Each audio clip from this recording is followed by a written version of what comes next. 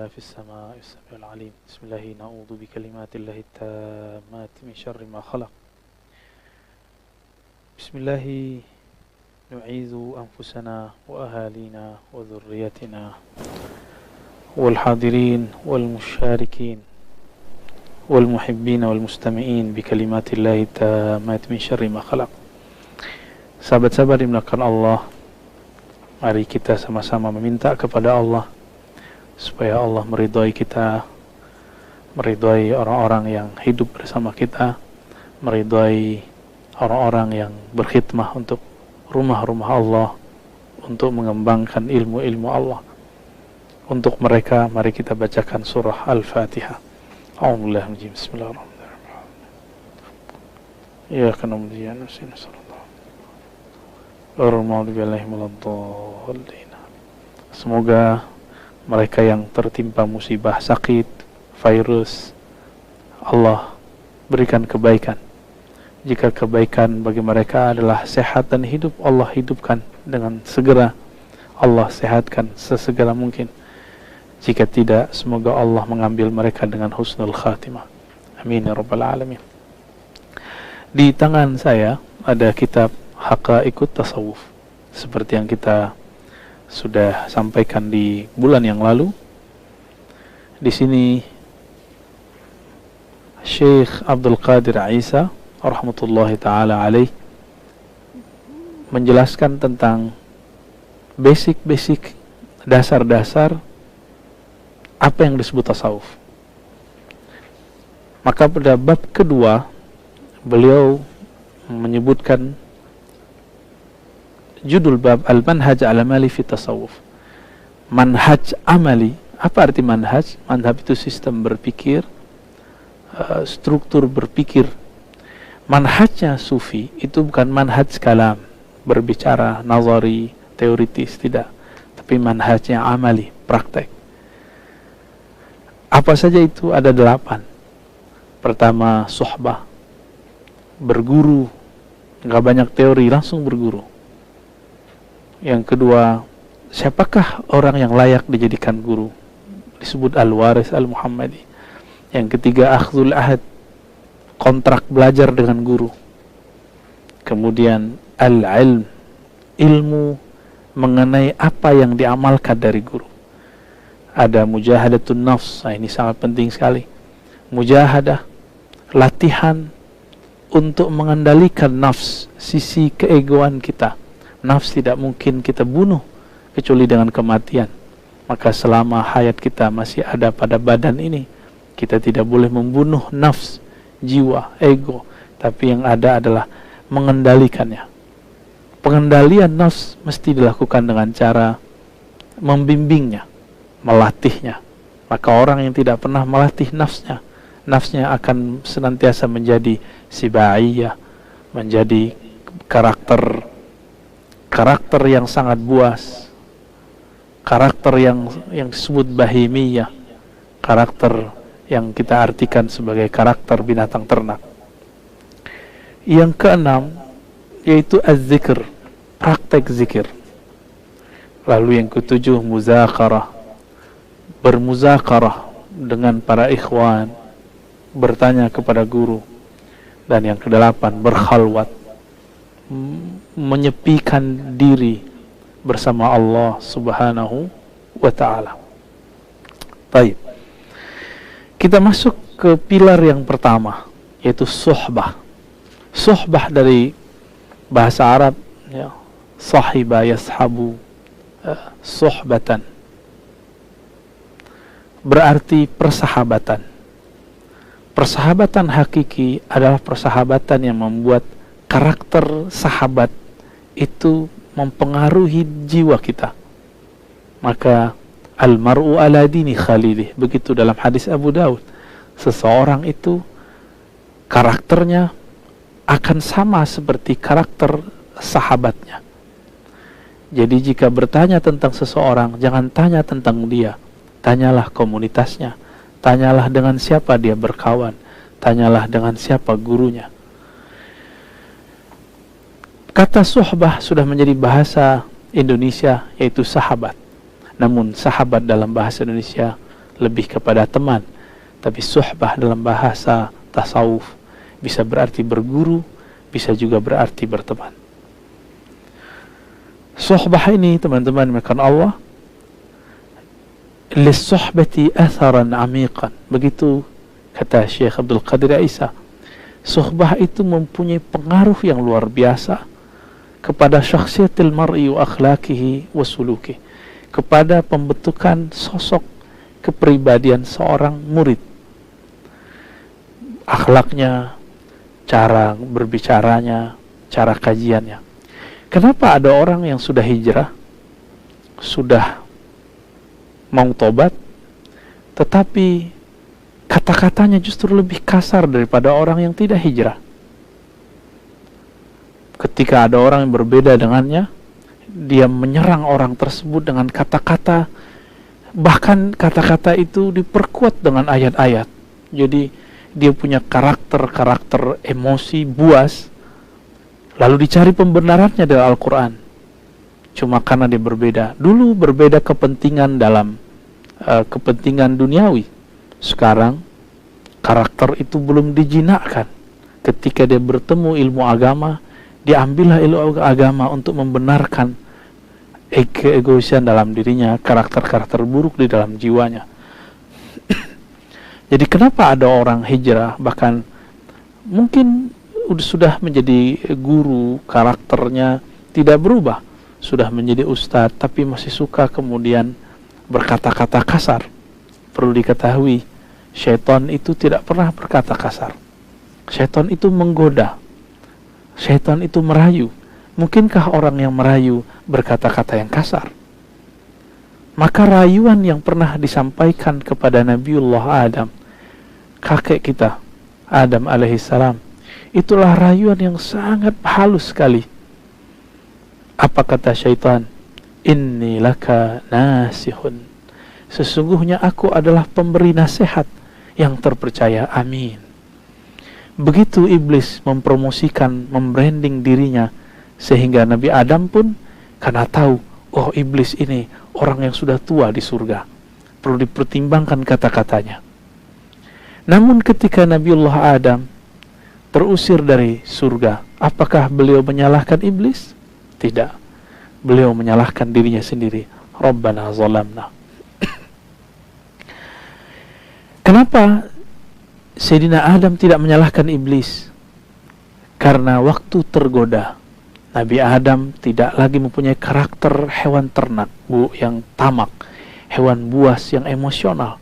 Bahkan meskipun terpedaya, tapi karakter iblis alhamdulillah tidak menempel pada diri beliau. Makanya Nabiullah Adam tidak menyalahkan siapa-siapa, justru menyalahkan dirinya sendiri. Jika benar kita ini keturunan Nabi Adam, jika kita mengalami keterpurukan, terjebak pada sebuah kesalahan, jangan salahkan siapapun, salahkan diri kita sendiri. Sahabat-sahabat dimuliakan Allah,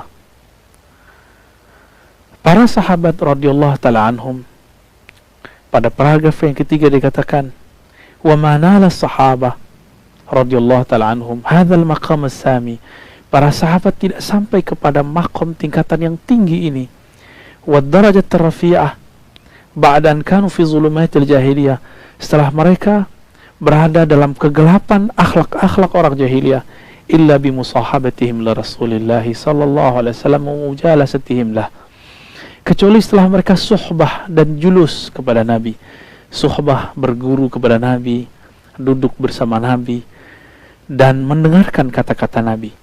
Itu sebabnya Imam ahli hadis Imam Muhammad bin Ismail al-Bukhari mengatakan syarat bahwa suatu hadis itu sahih harus muttasil, harus bersambung antara guru dan murid, bertemu antara guru dan murid, dan tidak cukup satu kali pertemuan, tapi harus ada tulus suhbah, panjang dan lamanya waktu berguru, sehingga karakter kebaikan yang ada dalam diri guru pindah dan ditiru oleh si murid. Para sahabat yang dulu mereka melakukan semua kemaksiatan, yang kemaksiatan itu ada pada saat ini, ada pada zaman modern ini. Sebut saja apa kemaksiatan hari ini, dulu ada di masa sahabat. dengan karakter bercahaya dalam diri Nabi Muhammad SAW, itu mampu menerangi kembali kegelapan hati mereka. Dengan cara apa? Dengan cara mereka hadir bersama Nabi, hadir di majelis Nabi, mengikuti akhlak-akhlak Nabi, melihat hari-hari Nabi. Jadi sangat sederhana, bukan dengan cara kuliah di kampus 4 tahun, S2 2 tahun, 3 tahun, atau S3 4 tahun, tidak. Tapi dengan cara mengikuti hari-hari Nabi SAW. Lalu akhlak Nabi yang ada pada sahabat itu diambil oleh tabi'in. Disebut tabi'in artinya orang yang mengikuti, taba'a, orang yang mengikuti baginda Nabi SAW melalui sahabat. Kenapa para tabi'in tidak langsung mengatakan, gak usah ikut sahabat, langsung saja kepada Rasul? Tidak. Mereka meyakini Rasulullah masih hidup di alam yang lain, tapi secara akhlak mesti berguru ke muridnya Rasulullah. Begitulah tabi'ut tabi'in, generasi setelahnya. Tapi kenapa ada hari ini orang mengatakan, tidak usah ikut guru, langsung saja kepada Allah dan Rasulnya? Apakah kita ini seorang Rasul sehingga bisa langsung meminta kepada Allah, sehingga langsung bisa berkomunikasi dengan Allah? Jika memang antum sudah sanggup langsung berkomunikasi kepada Allah, silakan. Bahkan tidak perlu dengan Rasul, langsung saja kepada Allah, mungkin menjadi Rasul yang baru. Tapi itu mustahil. Nabi mengatakan, la nabiyya ba'di, tidak nabi setelahku. Berarti jika ingin berkoneksi kepada Allah Subhanahu wa taala, kita mesti melewati Nabi Muhammad sallallahu alaihi wasallam. Nabi Muhammad secara fisik sudah masuk ke alam lain, maka kita mesti bertemu dengan orang yang pernah bersahabat dengan beliau. Mereka pun sudah wafat, maka digantikan generasi setelahnya sampai hari ini mereka masih ada. Mereka yang disebut dengan al-warras atau al-wurras al-Muhammadi, para pewaris Nabi Muhammad sallallahu alaihi wasallam. Dan ini sahabat-sahabat maka Allah dikatakan di halaman 42-nya, khalidah khalidah ila qiyamis sa'ah, ini akan kekal sampai hari kiamat. Fa inna li Rasulillah sallallahu alaihi wasallam warasan minal ulama'il arifin. Kenapa? Inilah perbedaan umat Muhammad dengan umat selainnya. Umat Nabi Muhammad mempunyai pewaris-pewaris yang bersanad bersilsilah sampai akhir zaman. Mereka lah orang-orang yang arifina billah, yang mengenal Allah, bukan sekedar mengenal kitab-kitab, bukan sekedar yang mampu berdiskusi, tapi mereka adalah orang-orang yang mewarisi cahaya dari kalbu Nabi Muhammad sallallahu alaihi wasallam. Ya.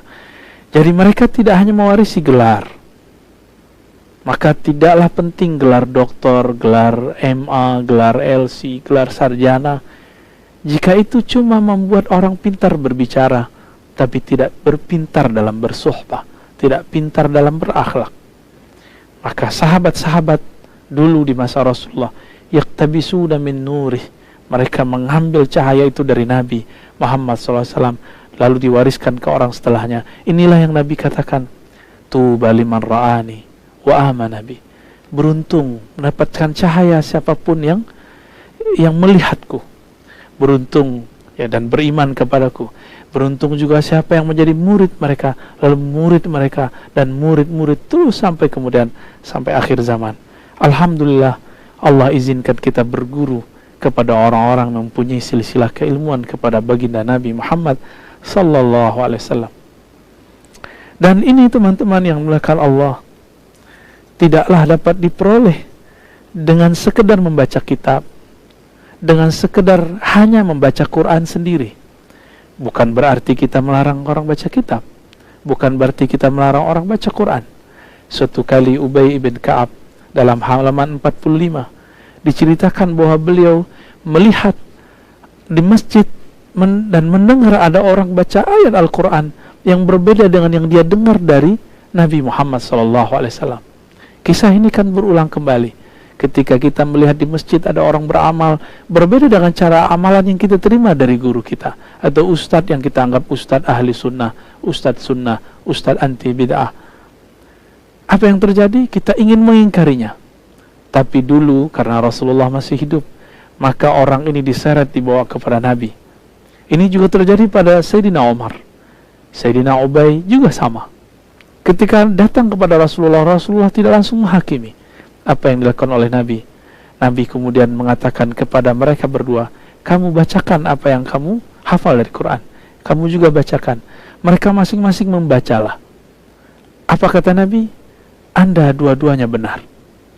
Artinya teman-teman, sahabat-sahabat karena Allah, kebenaran mutlak milik Allah, tapi jalan mencapai kebenaran lebih daripada satu. Kebenaran mutlak hanya satu, tapi jalan mencapai kebenaran lebih dari satu. Maka jangan pernah memonopoli kebenaran yang hanya itu milik Allah Subhanahu wa ta'ala. Maka Rasulullah kemudian menepuk dada Ubay. Apa kata Ubay? Qad ghasyani darbun fi sadri. Ya. Ketika Nabi menepuk dadaku, maka seakan-akan dadanya bergetar, diliputi sesuatu, ya. Ka'anni anzuru ila Allah, sampai akhir hadis. Seakan aku melihat kepada Allah Subhanahu wa ta'ala.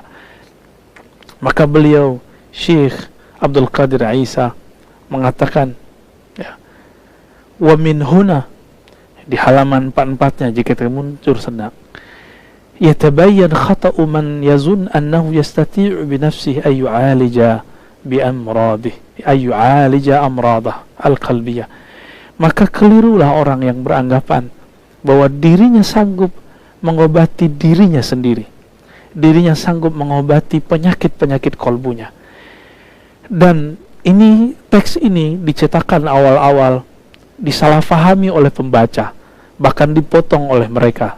Mungkin setelah ini juga ada yang memotong video kita, ya. Apa kata beliau? Keliru juga orang yang mengira ayatakhallasa min ilalihin nafsiyah, dia sanggup terbebas dari penyakit-penyakit keegoan bimajarrat qiraatil Quran, dengan hanya membaca Al-Quran. Syekh Abdul Qadir Isa pada bagian footnote-nya mengatakan, kalimat aku ini disalahfahami oleh orang-orang yang berprasangka buruk. Mereka mengira saya melarang orang baca Quran, menghina orang baca Quran. Begitulah orang-orang yang hasad, selalu memelintir kata-kata lalu tidak menjelaskan apa maksudnya, selalu motong kalimat tanpa menjelaskan kesempurnaannya. Dari dulu, dari masa beliau ternyata sudah begitu. Jika hari ini ada, mungkin mereka satu komplotan, satu pewaris. Ternyata sifat buruk pun diwariskan. Setiap orang yang ego, tidak mau berguru, akan mengalami hal yang sama dengan orang-orang sebelumnya, walaupun formulasinya berbeda. Bahkan kata beliau, wal ittila' ala hadis Nabi SAW. Bahkan orang yang hanya membaca hadis Nabi dari buku-buku, dari lembaran kertas, itu tidak akan terbebas dari sifat-sifat zulumat, kegelapan dalam dirinya, jika hanya sekedar membaca tapi tidak berguru kepada orang yang membacanya. Zalika li'anna al-kitab wa sunnah qad jama'an wal adawiyah. Kenapa? Karena Quran dan sunnah itu ibarat taman herbal, ibarat ruang yang di situ ada macam-macam obat, macam-macam bahan pengobatan, yang bahan-bahan itu hanya bisa diramu oleh pakarnya. Dalam bahasa Arab disebut dengan saidali. Barangkali hari ini kita sebut dengan seorang pakar apoteker. Fala budda ma'ahuma min tabibin. Seorang apoteker pun tidak bisa sendiri, dia butuh diagnosa dari seorang dokter. Maka butuh seorang tabib, yasifu likulli da'in dawa'u wa likulli illatin ilajuha. Butuh seorang dokter yang mampu menjelaskan, ini obat untuk penyakit apa, ini penyakit obatnya apa. Al-Quran itu obat, syifa'un lima fis sudur. Namun siapa yang mengerti bahwa ayat ini obat penyakit ini? Hanya orang-orang yang mewarisi obat itu dari baginda Nabi SAW. Dan itu tidak bisa cuma dengan sekedar membaca kitab. Saya sering membuatkan analog. Jika teman-teman mampu membaca 1000 kitab kedokteran, apakah sudah boleh membuka praktek kedokteran? Jika saya membaca 100 buku pijit, buku tentang cara mengurut, apakah kemudian saya boleh buka praktek urut? Begitulah seterusnya. Sama, jika dalam hal ilmu duniawi kita harus punya sertifikat, ijazah, izin dalam membuka praktek, apatah lagi dalam persoalan akhirat, persoalan agama, maka perlu ada izin dari orang yang ahli. Fas'alu ahla dzikri in kuntum la ta'lamun. Maka bertanyalah, minta izinlah kepada ahlinya jika engkau tidak mengetahui. Lalu dari kisah Sayyidina Ubay tadi, Syekh Abdul Qadir Isa mengatakan, "Walihada lam yastati ashabu Rasulillah sallallahu alaihi wasallam ayutabbibu nufusahum bimujarrad qiraatil Quran." Inilah istinbat, inilah penggalian hukum yang luar biasa dari seorang yang mengerti rahasia-rahasia hadis. Apa kata beliau? Berdasarkan kisah Ubay dan Umar yang menghakimi sahabat yang berbeda dengannya, ternyata kemudian diluruskan dan diobati oleh Rasulullah. Ini bukti hatta sahabat Nabi tidak sanggup mengobati dirinya sendiri, apalagi saya, apalagi kita. Walakinnahum lazamu mustashfa Rasulillah. Ini bahasa majazi. Lalu mereka bermulazamah. Apa arti mulazamah? Membersamai, mengikuti, atau menginapkan diri mereka pada rumah sakit Rasulullah SAW, mustashfa.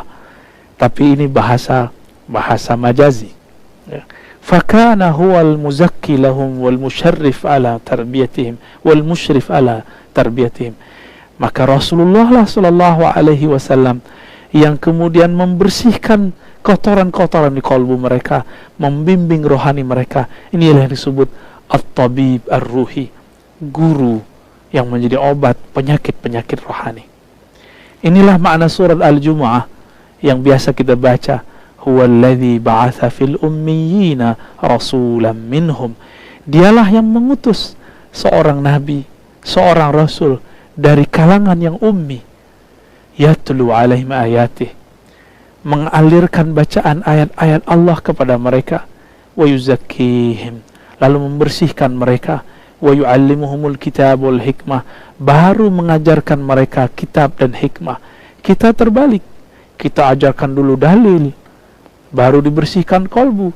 Tapi sebelum kolbu bersih, orangnya sudah merasa bersih, akhirnya tidak kunjung bersih kolbunya. Ketika dia menjadi da'i, jadi ustadz, maka penyakit-penyakit kolbu yang belum dibersihkan itu terbawa dalam pengajarannya, terbawa dalam bimbingannya. Jika karakter emosinya belum dibereskan, belum diobati, maka dia mengajar dengan keemosian. Jika karakter kasarnya, kata-kata yang menjijikkan, kata-kata menghardik belum dibersihkan dari kolbunya, dia jadi ulama, jadi ustadz, maka dia akan menghardik siapapun yang berbeda dengannya. Nauzubillah min dzalik. Maka beliau mengatakan berdasarkan ayat ini, fatazkiyatu syai' wa ta'limul Quran syai' akhar, halaman 46. Penyucian jiwa itu sesuatu bab yang tersendiri. Wa ta'limul Quran syai', mentransfer knowledge, keilmuan tentang Quran, itu bab yang berbeda, tidak boleh disamakan, ya.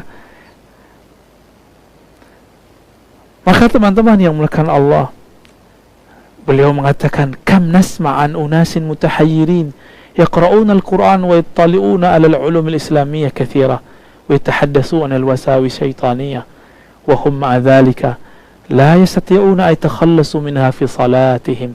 Paragraf kedua di halaman 46 ini betul-betul menampar saya dan kita semua. Betapa banyak kita dengar, kata Syekh Abdul Qadir Isa, orang-orang yang hafal Al-Quran, orang-orang yang mampu mutola'ah ilmu-ilmu yang luar biasa, bahkan bergelar syekh, kiai haji, doktor, LCMA, sarjana agama, sarjana hukum, sarjana, sebutkan semua gelar.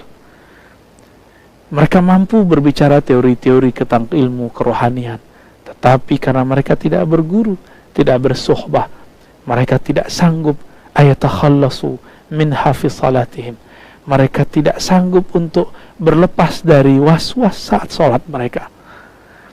Artinya hafiz Quran, mengerti hadis, mengerti ilmu fikih, tamatan luar negeri, dalam negeri, sama saja. Mereka tidak khusyuk dalam salatnya. Saya tidak jarang mendengar kalam ini. Bahkan beberapa sahabat saya mengatakan, Ar-Razi, mustahil khusyuk.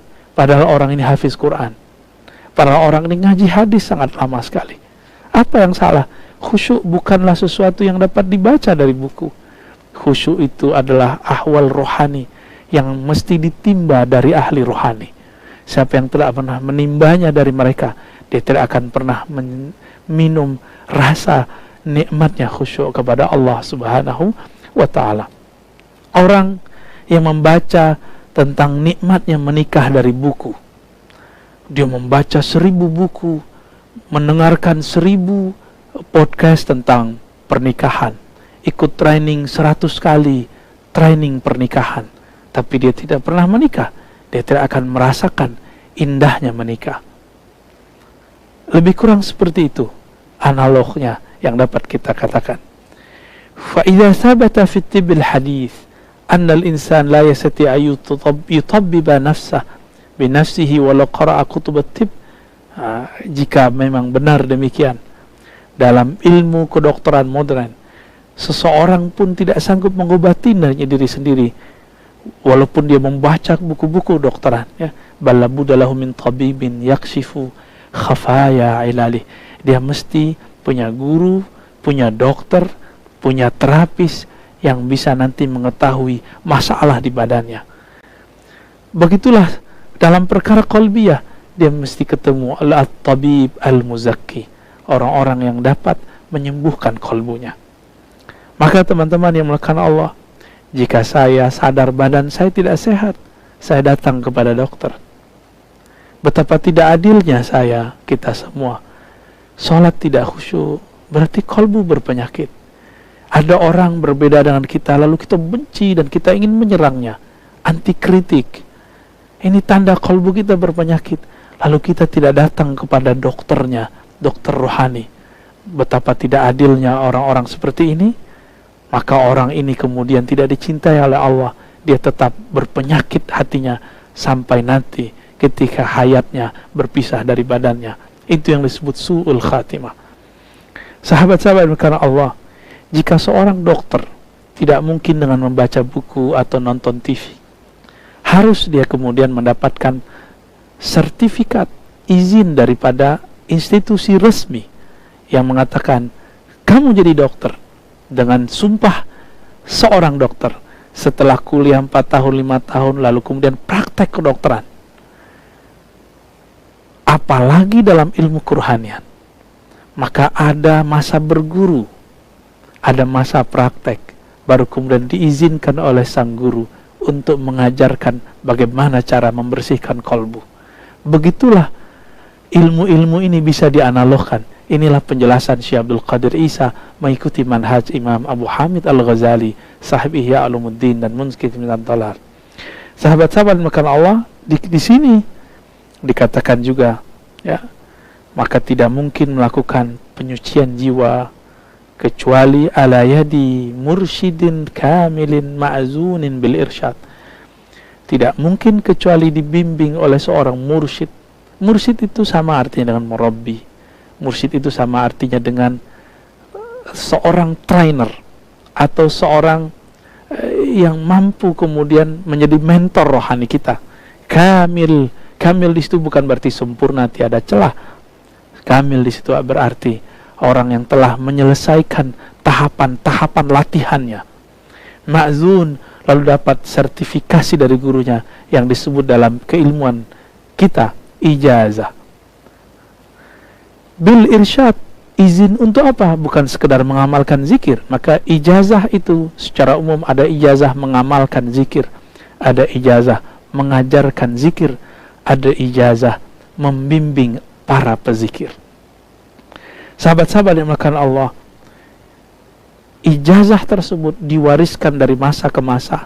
Dulu ada yang dengan lisan, kemudian karena zaman berubah, orang butuh bukti, maka sekarang ditulis dalam lembaran-lembaran kertas. Tapi bagi pemburu-pemburu ijazah, jangan senang dulu kalau sudah dapat ijazah kertas. Karena kemurnian kolbu tidak ada pada kertas, kemurnian kolbu ada pada kolbu itu sendiri. Walaupun saya dapat 1000 ijazah dari guru mursyid, jika tidak pernah mengamalkan ilmunya, tidak pernah suluk bersuhbah kepada mereka, maka ijazah tinggal ijazah, kolbunya tetap bermasalah. Lalu kemudian Maulana Syekh Abdul Qadir Isa menyebutkan di sini ada 7 dalil suhbah di Quran, karena ini zaman orang berdalil. Silakan dilihat surah Al-Ahzab ayat 23, Al-Kahf ayat 28, kemudian Luqman ayat 15, Furqan ayat 27 sampai 29, kemudian Zukhruf ayat 67, Al-Furqan ayat 59, dan begitu juga kisah Nabiullah Khidir dan Nabi Musa, Al-Kahf, surah Al-Kahfi ayat 66 sampai 67. Sahabat-sahabat yang dimuliakan Allah, pendek cerita, 7 dalil itu ada pada dalil yang ke-7. Sayyidina Musa sudah jadi nabi. Coba bayangkan, seorang rasul, seorang nabi bisa berkalam-kalam dengan Allah, tapi masih butuh seorang guru. Adakah di antara kita yang lebih mulia daripada Nabi Musa? Para sufi, para ahli tasawuf dituduh, difitnah oleh dajjal-dajjal zaman sekarang, dajjal-dajjal teri, yang mengatakan bahwa sufi meyakini wali lebih tinggi dari para nabi. Tidak, wallahi, demi Allah, ini tuduhan buhtanun azim. Ini tuduhan yang sangat keji sekali. Tidak pernah ada dalam kitab Imam Al-Hakim At-Tirmizi, ahli hadis, ahli sufi di masa salafus saleh mengatakan hal itu.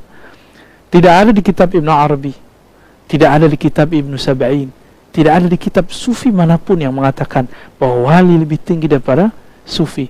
Semua itu adalah karena gagal baca, tidak bersuhbah kepada ahlinya, hanya membaca 1 lembar lalu tidak mengikuti lembaran berikutnya. Sahabat-sahabat bukan Allah, Nabi Musa ditanya oleh seseorang, adakah orang yang lebih alim darimu wahai Musa?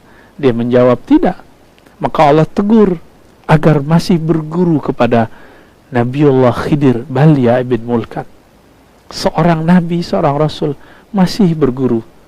Kita siapa? Antum siapa? Saya siapa? Anda siapa? Jika kita sudah mengenal diri kita, pasti kita akan mencari guru yang akan membimbing kita kepada Allah SWT. Imam Ghazali, Abu Hamid Al-Ghazali masih berguru kepada Yusuf An-Nasaj, kemudian Abu Ali Al-Farmadi, dan guru-guru yang lain. Imam Ghazali hafal ribuan hadis.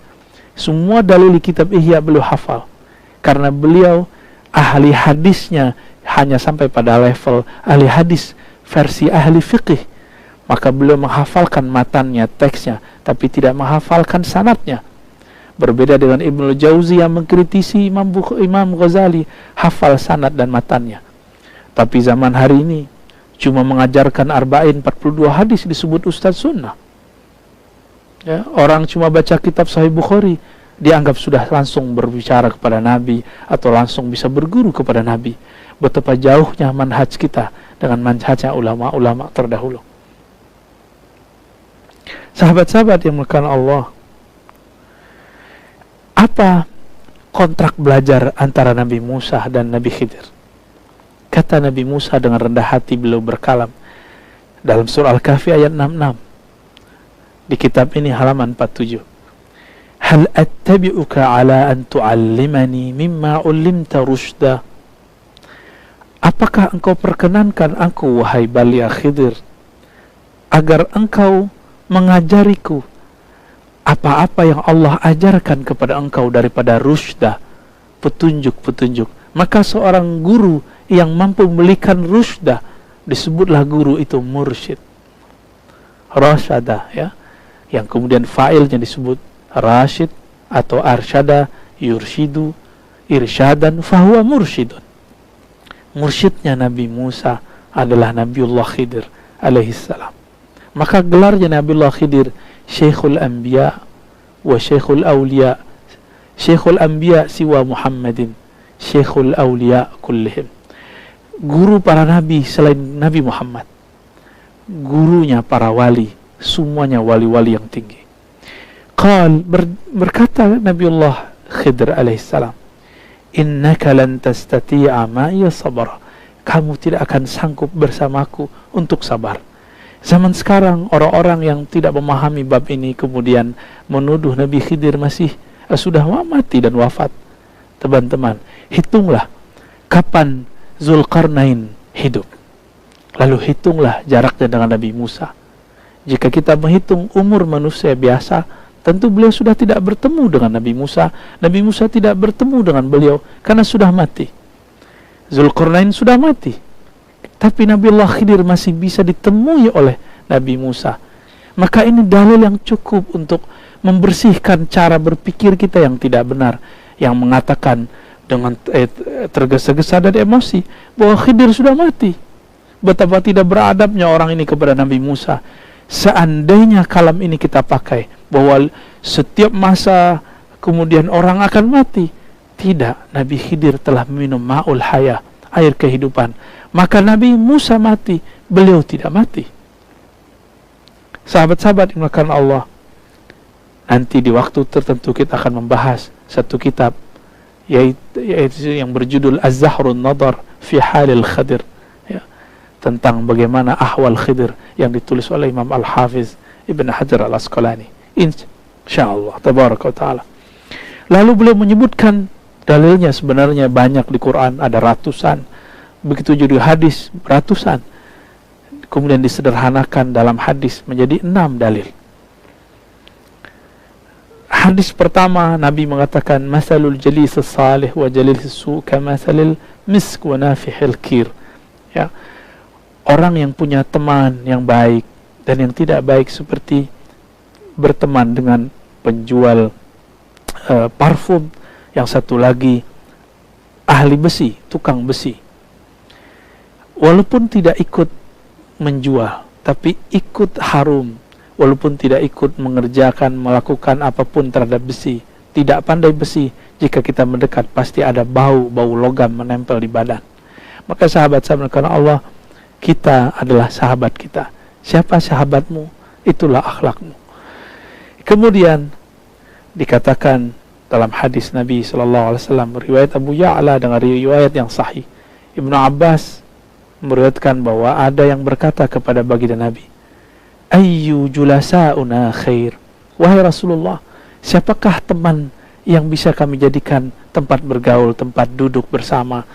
Apa kata Nabi? Man zakarakumullah ru'yatuh, orang yang jika engkau memandangnya, memvisualisasinya, mengenangnya, mengingatnya, membuat engkau mengingat Allah Subhanahu wa ta'ala. Inilah dalil rabitah. Hadis semakna diriwayatkan oleh Imam Abu Nuaim, Imam Ahmad, Imam Hakim dengan lafaz yang berbeda-beda.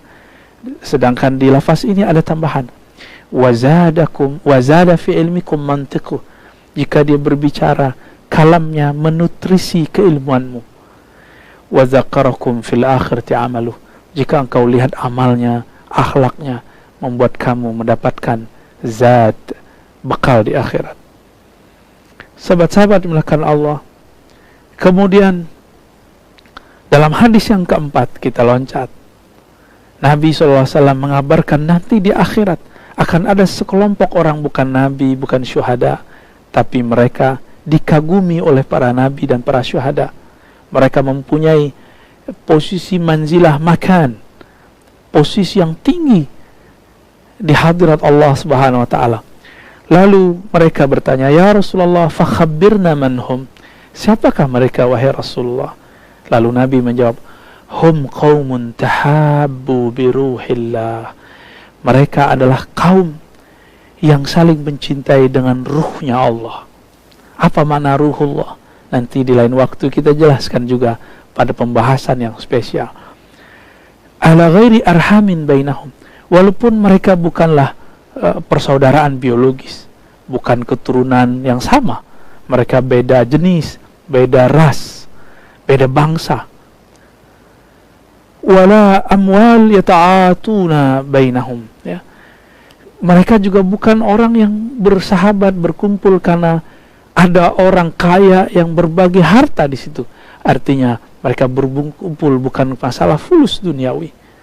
Fawallahi inna wujuhahum lanurun. Nabi bersumpah, jarang-jarang Nabi bersumpah, demi Allah, wajah mereka adalah cahaya. Wa innahum la'ala nur, bahkan cahaya di atas cahaya.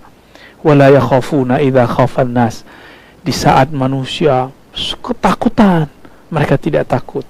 Di saat manusia sedang bersedih, mereka tidak bersedih.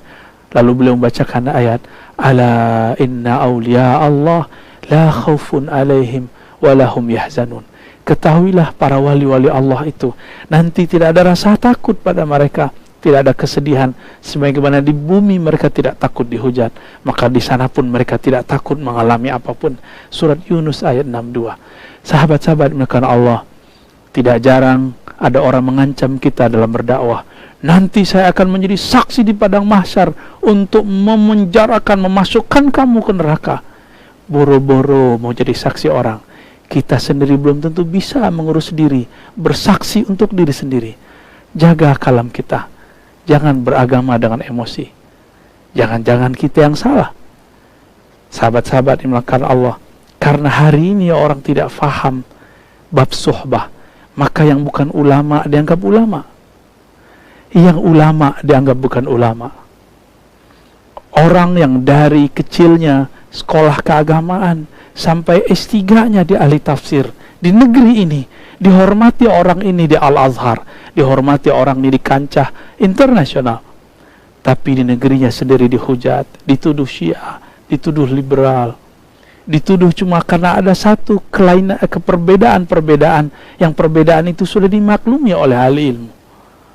Tapi ada satu orang yang berbeda dengan negerinya, yang membela Al-Qaeda, teroris, yang tidak bersumber, tidak sekolah keagamaan, cuma karena hafal indeks-indeks Al-Quran, lalu kemudian banyak orang terkagum dengannya, itu kemudian dipuja-puji. Ketika ada yang mengkritiknya, maka kita kemudian dicaci maki. Sahabat-sahabat makan Allah, kritik itu biasa.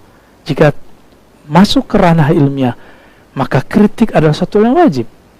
Saya ketika skripsi, saya dikata-katai oleh dosen saya. Ketika S2 tesis lebih gila lagi. Ketika S3 lebih dahsyat lagi. Bahkan dikata-katai, kamu nih bodoh, nulis apa? Itu biasa. Dan itu tidak membuat kita kemudian dendam kepada orang. Namun orang beragama hari ini beragama dengan emosinya. Mungkin pada awalnya dia seorang yang emosional. Ketika memakai baju agama, emosinya kemudian dicari pembenaran dari ayat-ayat Al-Quran. Maka kami mengimbau diri kami sendiri dan kita semua, hati-hati dalam bersahabat, hati-hati dalam bersuhbah, bermanhaj. Jangan salah berguru, jangan salah berkomunitas. Sahabat-sahabat yang melakukan Allah, beliau menyebutkan di sini beberapa hadis. Lalu ada satu kisah yang paling gampang, jalan pintas menuju Allah. Abu Dzar Al-Ghifari datang kepada Nabi, lalu mengatakan, ya Rasulullah, ar-rajul yuhibbul qaum wa la yastati' ya'mal amalahum. Ada orang, wahai Rasulullah, maksudnya diri sendiri, mencintai seseorang tapi tidak sanggup mengikuti amalannya. Apa kata Nabi? Nabi faham maksud Abu Dzar. Abu Dzar ini dari Bani Ghifar, kalamnya halus, tidak berani berbicara secara terbuka. Mereka orang-orang yang educate. Di zaman orang-orang Mekah saat itu sudah menyembah berhala, mereka masih menyembah Allah dalam agama yang hanif. Apa kata Nabi? Anta ya Aba Dzar. Ketika Abu Dzar menggunakan kata kiasan, Nabi langsung menjelaskan secara terbuka, wahai engkau, wahai Abu Dzar, ma'aman ahbabta, akan bersama siapapun yang engkau cintai. Jika cinta dengan Nabi, akan bersama dengan Nabi. Mana bukti cinta kita kepada Nabi? Sudahkah kita bersolat kepada Nabi? Sudahkah meniru akhlak Nabi? Nabi ketika dicaci maki tidak balas mencaci maki. Ketika beliau dilempari oleh orang-orang Taif dengan lemparan yang menyakitkan dan menghinakan, beliau tidak membalas dengan doa sumpah serapah, hadakallah, saya akan jadi saksi engkau nanti di akhirat. Tidak. Ya, cari makan. Tidak. Nggak ada kalam-kalam begitu. Ya, bahkan tidak ada kalam anjing, kalam monyet, kalam binatang-binatang. Teman-teman, jika kolbu kita di dalamnya masih ada kebun binatang, maka yang keluar nanti nama-nama binatang. Jika di dalam kolbu ini ada kekotoran seperti WC, maka yang keluar nanti sumpah serapah yang jorok seperti yang ada di tempat buang air. Maka orang-orang seperti ini wajib dibersihkan. Maka sahabat-sahabat yang mendapatkan sahabat atau musuh seperti ini, jangan membalas.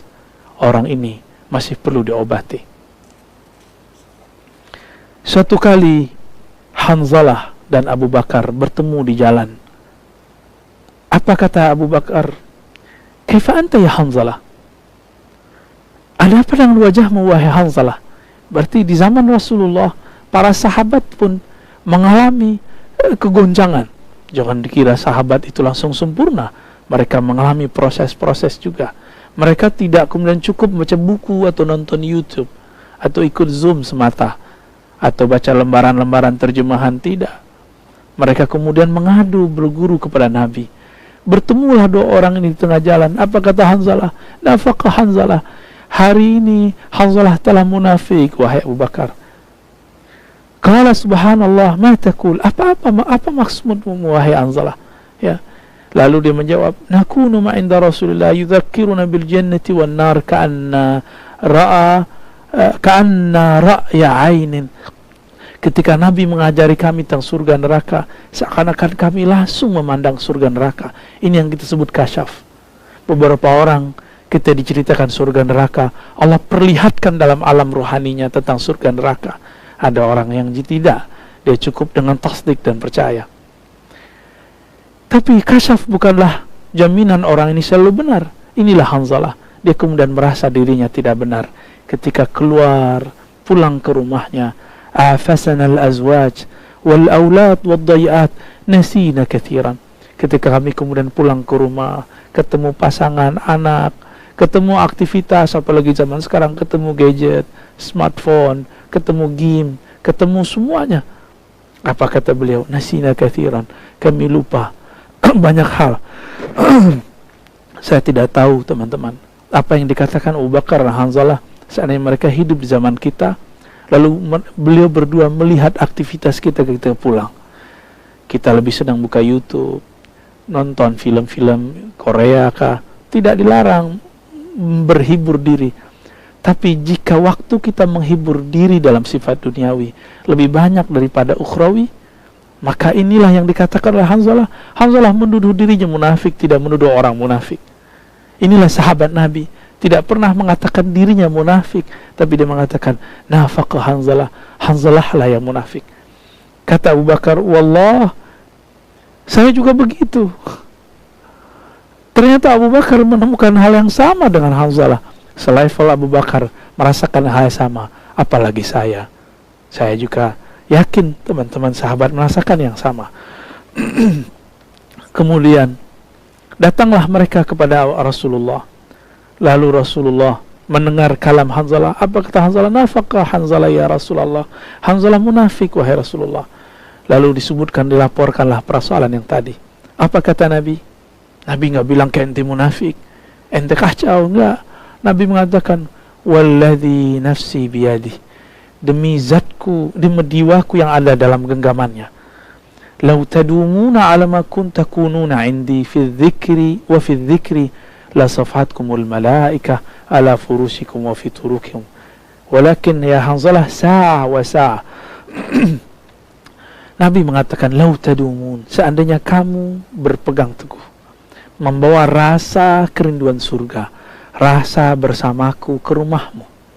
Ini yang kita sebut rabitah. Rabitatul syekh, rabitatul kubur, rabitatul akhirah. Mengikatkan hati dengan guru, mengikatkan hati dengan akhirat. Lalu mengikatkan hati fi zikri, dengan zikrullah. Maka malaikat-malaikat akan datang menyalami kalian, baik furusikum, di atas tempat tidur kalian, dan di jalan kalian. Apa maksudnya? Dua tempat ini teman-teman adalah dua tempat yang paling mudah orang lalai. Kita lalai saat kita tidur di kasur-kasur kita, di ranjang-ranjang kita. Kita lalai saat kita di jalan, karena mata kita jelalatan. Kita melihat hal yang indah-indah menurut diri yang fisik. Tapi Nabi mengatakan apa? Kalau kamu bisa istiqomah membawa rasa ini ke rumahmu, ke tempat bekerjamu, ke tempat manapun engkau pergi, maka malaikat akan menyalamimu. Maka beberapa sahabat merasa dihadiri oleh malaikat-malaikat Allah. Begitu juga yang kita saksikan dari sahabat-sahabat kita yang Allah bukakan hatinya di saat zikir, di saat membaca Al-Quran. Dia mengalami hal yang sama dengan para sahabat. Tapi Nabi mengatakan, ya Hanzalah, walakin ya Hanzalah, sa'ah, bertahap hai Hanzalah, sedikit demi sedikit wahai Hanzalah, jangan langsung kemudian instan. Inilah yang disebut suhbah, berguru, mengamalkan pelan-pelan. Maka Nabi ketika bertemu peminum khamar, Nabi gak bilang, kamu jangan minum khamar. Tapi kemudian turun ayat menjelaskan bahwa manfaat khamar tidak lebih besar daripada mudaratnya. Dibiarkan dulu. Tidak langsung mengatakan khamar haram. Oh ini haram, ini bid'ah. Ini bukan tariqahnya Nabi, bukan manhajnya Nabi Muhammad SAW. Itulah mursyid rohani. Lalu turunlah kemudian di masa berikut ketika ada kasus. Apa kata Allah? Bahwa dosanya akibat dari meminumnya lebih berbahaya daripada tidak meminumnya. Lalu terakhir ketika ada kasus berikut, mereka sholat, lalu ayatnya berganti lafaz, baru kemudian dilarang sholat, lalu kemudian baru diharamkan. Maka sahabat-sahabat yang muliakan Allah, begitulah cara Nabi mendidik. Mulailah kenalkan seseorang kepada Allah, lalu ajarkan pelan-pelan membersihkan dirinya. Dulu seorang ulama, pendiri Institut Ilmu Al-Quran dan PTIQ, ya, dua lembaga besar di Indonesia ini, yang S1, S2, S3-nya, yang sekarang saya mengajar di salah satu lembaganya, bernama Syekh Kiai Haji Ibrahim Hussein. Beliau mempunyai tradisi seperti kiai kebanyakan di Pulau Jawa, di Nusantara ini, yaitu syurbud dukhan, mengkonsumsi rokok. Lalu beliau sakit, datang kepada dokter. Dokternya mengatakan berhenti. Karena beliau menghargai ilmu seorang dokter ini, maka beliau berhentilah secara mendadak, tidak bertahap. Apa yang terjadi? Sakitnya bertambah parah, badannya bertambah lemah, nafsu makannya tidak ada, wajahnya terlihat lesu, tubuhnya lunglai. Karena masalah ini akhirnya beliau datang lagi ke dokter, dicarilah dokter, ketemu dokter yang lebih senior. Apa kata dokter ini? Siapa yang melarang Pak Kiai untuk merokok? Secara mendadak. Lalu kemudian beliau merahasiakan nama dokternya. Kata si dokter senior ini, itu dokter baru praktek, dia belum mengerti cara menterapi orang, jam terbangnya belum banyak. Pak Kiai kalau mau berhenti, bertahap. Kembalilah merokok, tinggalkan secara bertahap, sehingga kemudian dia bisa terbebas secara mutlak. Ternyata terapi orang narkoba juga sama, terapi orang-orang kecanduan minum juga sama, terapi orang yang terkena penyakit maksiat juga sama. Sahabat-sahabat kepada Allah, itulah seni seorang guru dalam mentazkiyah kolbu murid-muridnya. Maka di sini di halaman 50 sampai akhir bab, beliau menjelaskan tentang kalam-kalam ulama mengenai pentingnya berguru. Jika mereka menganggap berguru itu penting, yang paling menarik adalah tentang kalam Ibnu Qayyim Al-Jauziyah yang memberikan kriteria bahwa guru yang akan kita cari adalah guru yang tidak mengikuti hawa nafsu, tapi guru yang zakir, yang ingat kepada Allah, yang tidak ghaflah, yang tidak lupa. Bagi beliau menemukan pada salah satu sosok gurunya. Ini yang disebutkan dalam kitab Awabilus Shayyib. Jika mereka berguru, apalagi kita. Sahabat-sahabat karena Allah, inilah beberapa kajian bedah kitab dari Haqaiq an-Tasawuf. Semoga bertambah nutrisi keilmuan dalam diri kita. Wassallallahu ala Muhammad.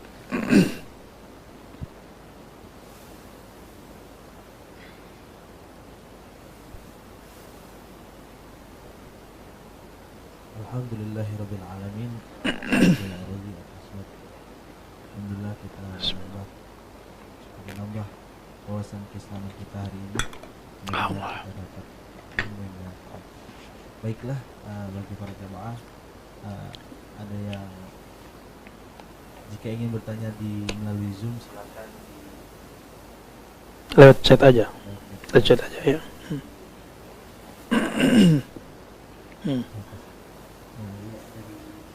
Ya ya, tafadhal.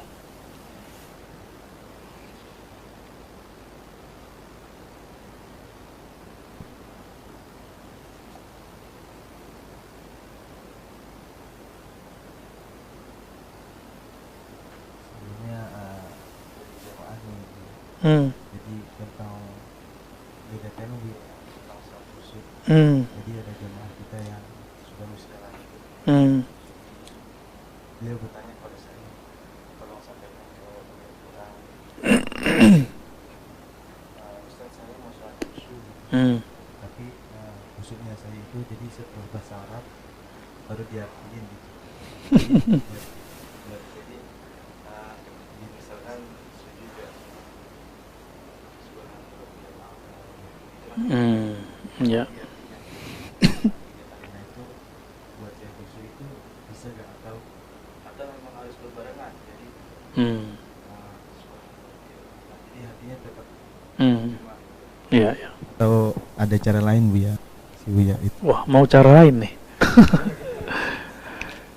Teman-teman yang melakukan Allah, khusyuk itu bukanlah menerjemah. Khusyuk di dalam surah Ghasyiyah dikaitkan dengan absar. Absaruha khasyiah, pandangannya tunduk. Maka khusyuk yang dimaksud dalam salat adalah pandangan basirahnya, pandangan batinnya tunduk kepada Allah Subhanahu wa ta'ala. Kita kalau bertemu orang yang sangat kita hormati, kita akan tertunduk, tidak mampu melihat wajahnya yang mulia kecuali beliau memperkenankannya. Dulu waktu saya berguru kepada masyaikh-masyaikh dari Suriah, kita awalnya tidak sanggup memandang wajah mereka sampai mereka mengatakan, tabi'uni, tabi'uni, matanya lihat sini. Ini perbedaan orang kita berguru dengan orang Arab. Kita berguru ke kiai-kiai, masyaikh kita, mata kita tertunduk. Ini yang disebut adab. Tapi bagi mereka melihat wajahnya yang disebut beradab, itu juga disebut khusyuk. Betul, banyak metode untuk khusyuk.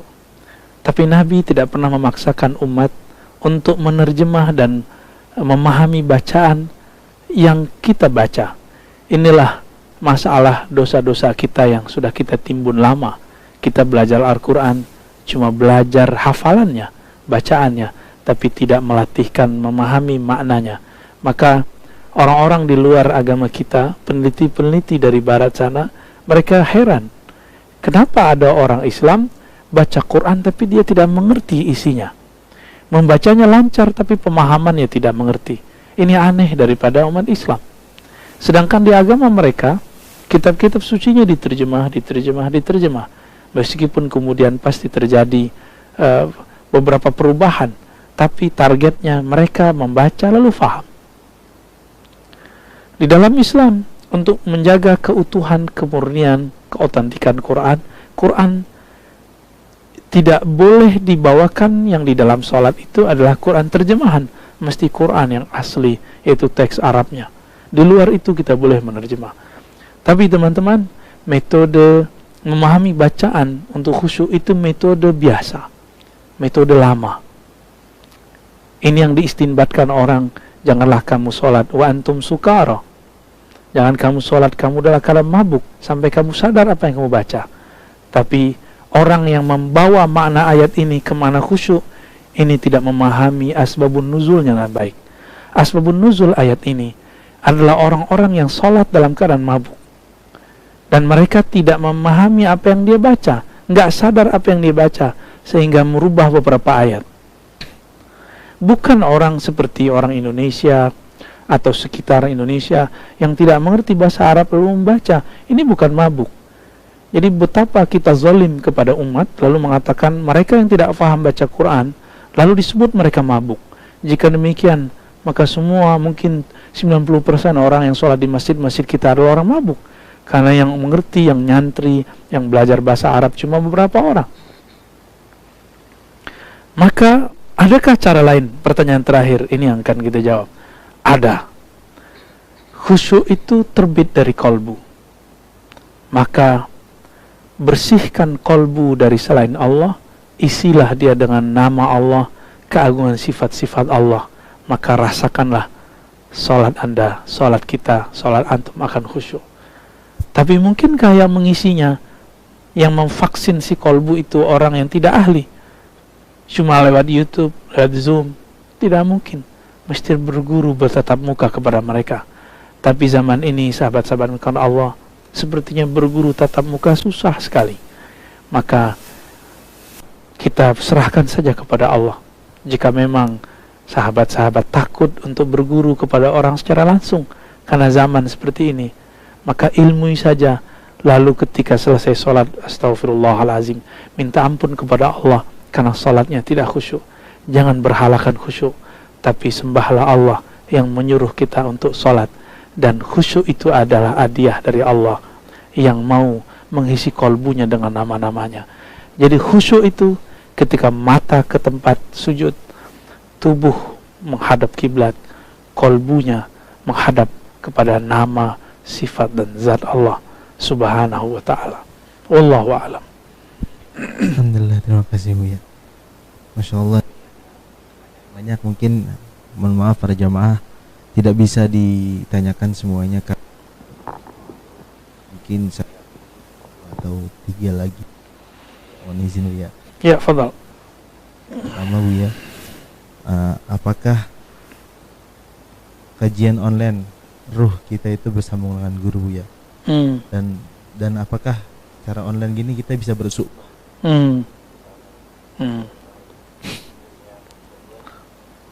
Apakah kalau sebelum tarikat yang pernah kita ikuti ke boleh kita tarikat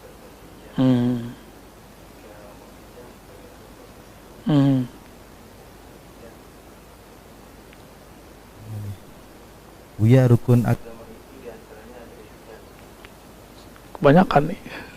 Ya. Tahapan ihsan itu metode ya. Apakah thariqah itu satu-satunya untuk mengamalkan? Ya, pertama suhbah, berguru, bersahabat. Bisakah melalui online? Teman-teman yang dimuliakan Allah, guru-guru kita membolehkan transfer knowledge, keilmuan lewat online.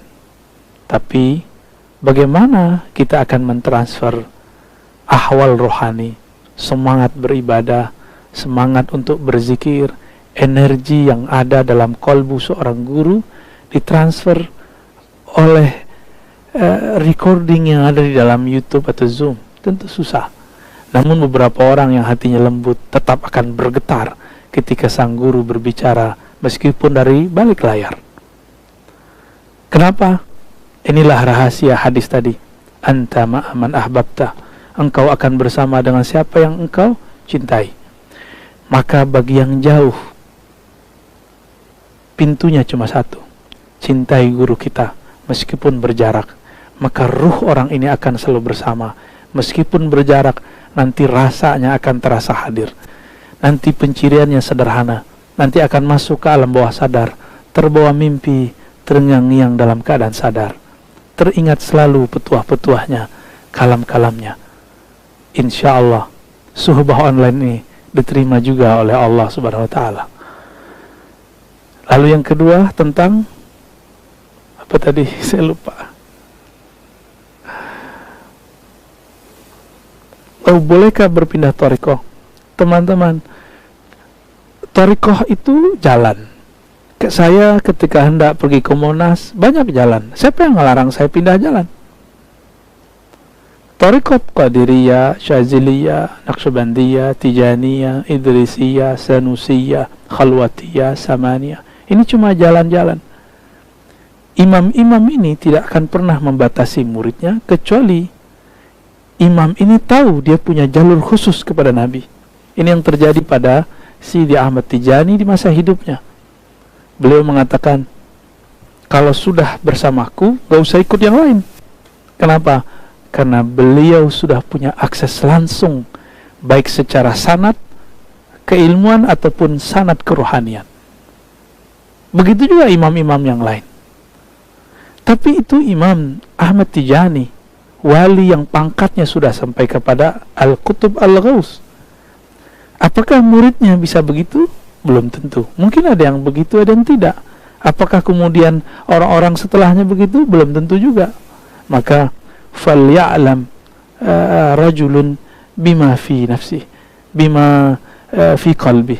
Maka kita tidak boleh kemudian menyamaratakan kalamnya Sidi Ahmad Tijani, kalamnya Sidi Abdul Qadir Jilani, Abul Hasan Syazili, Muhammad Bahuddin Shah Naqsyabandi, lalu kita pukul rata untuk semua mursyid. Tidak. Maulana al-Imam Khalid An-Naqsyabandi Al-Baghdadi thumma Dimashqi, beliau ini ahli hadis, ahli tafsir, ahli aqidah Ahlussunnah, berthariqah banyak. Tadinya mursyid Qadiriyah, dari ayahnya dapat ijazah, tapi karena ayahnya wafat, maka tarbiyahnya merasa beliau belum sempurna, beliau berguru lagi. Beliau kemudian setelah berguru jauh, ya, berguru ke Mekah, sampai ke India, sampai ke mana-mana. Setelah beliau menjadi seorang guru, beliau mengangkat murid menjadi guru sampai ratusan.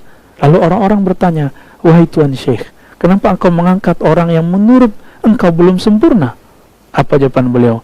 Aku ingin menyebarkan kebaikan di banyak negeri, di penjuru negeri.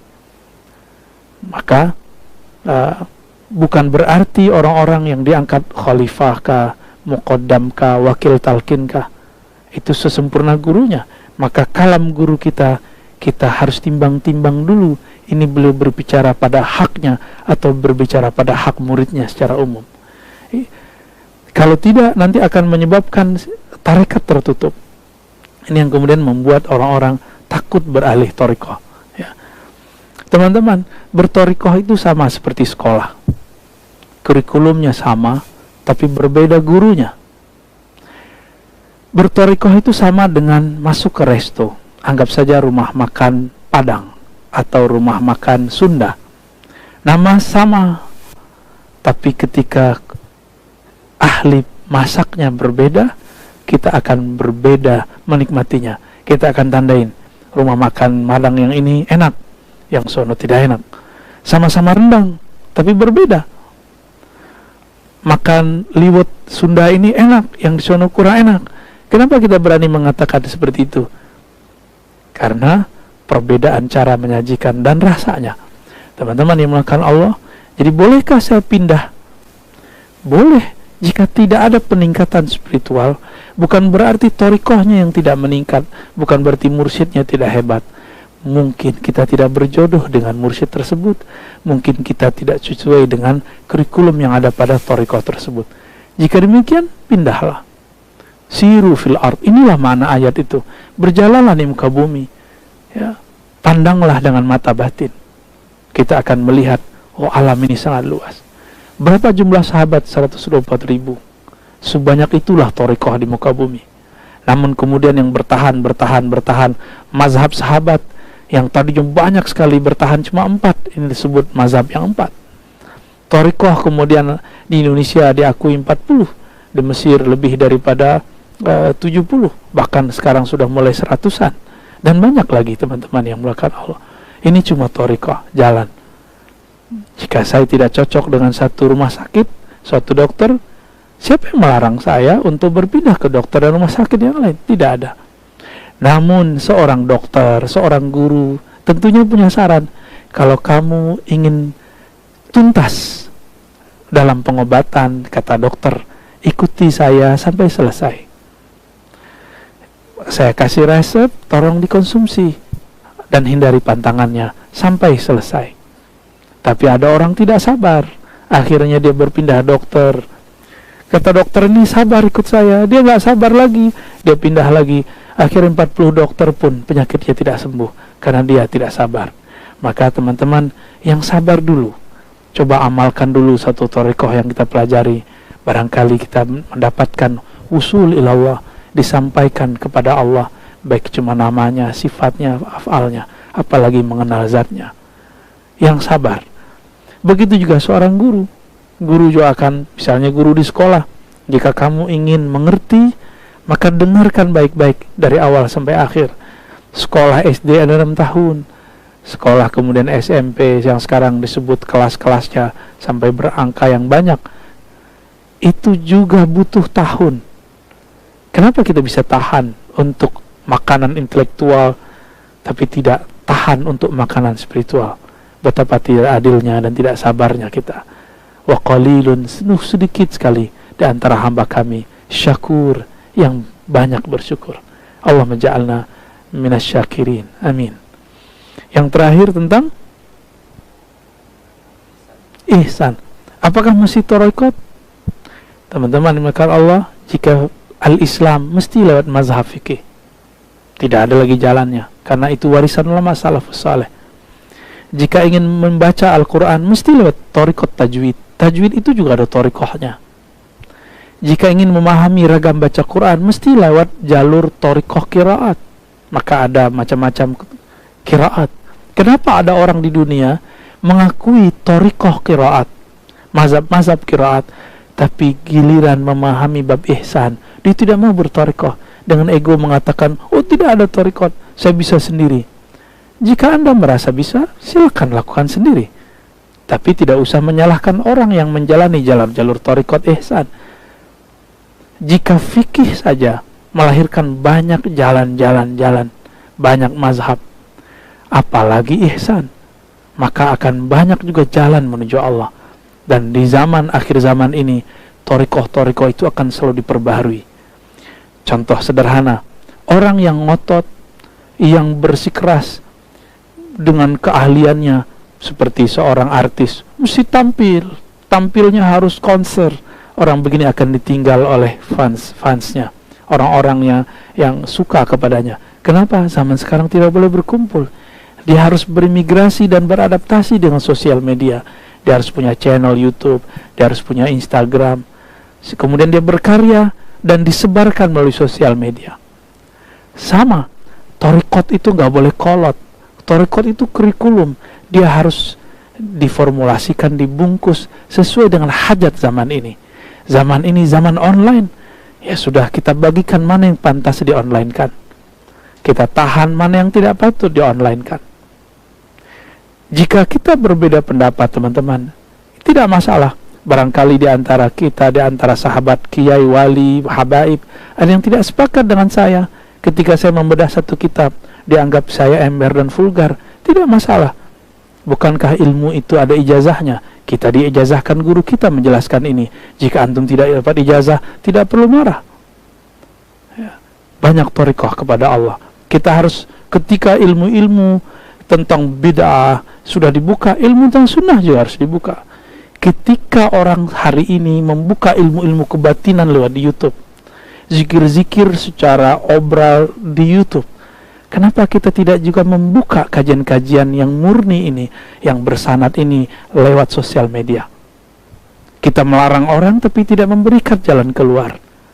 Maka saya mengimbau diri saya sendiri dan teman-teman yang Allah titipkan ilmu ke dalam dadanya, mari beradaptasi dengan zaman ini. Maka tarekat kita akan relevan, manhaj kita akan relevan, mazhab kita akan relevan fi kulli zaman wa makan.